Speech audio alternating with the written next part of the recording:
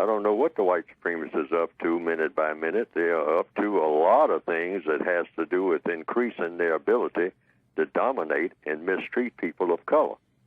So anyone who is aware of these things that they think that the white supremacists might be doing can look into it and should look into it and see if they can answer these questions that are being asked. Mm-hmm. That's the procedure, because they're always up to something. Anytime you see them moving around, they are up to something that has to do with consolidating the power they already have. Just about all of them, really, I mean, that have any constructive lessons in them. You never can tell where that might be. Sometimes in a whole book, it might be just one line that can change your entire existence. So it's all a matter of where you find it.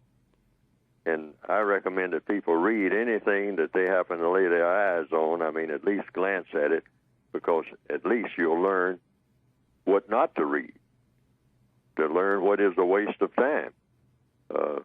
Turn on the television, look at an old movie. I look at a lot of them, and every now and then I pick up one or two lessons out of some old movie. They call them black and white movies made back in the 1930s and 1940s, and maybe in a few minutes I might say, oh, it's something I learned in that scene.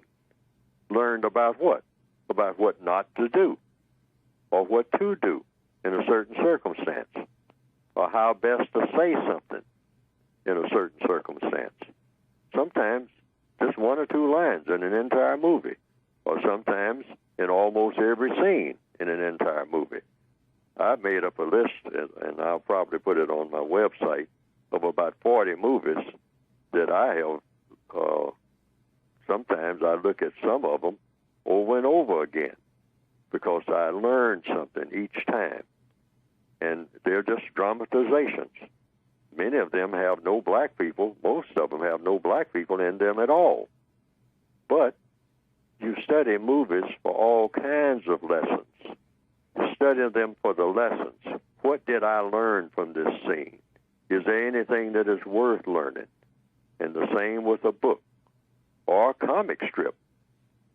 Some of the first things that I learned about the world in general was when I was 6, 7 years old, looking at comic strips. And I would pick up some lessons about what a comic strip sometimes shouldn't be and what a comic strip should be. But I always say that you can learn something from everything that's going on around you. The entire universe is a university, not just some place that you go to that's got 4 walls and some chairs and tables and books on a shelf and a professor. You're always in a university. You're always in school. There's no such thing as finishing school. We got to get that out of our heads. Get out of that box that we are finishing school. There's no such thing as finishing school. You're in school as long as you're breathing.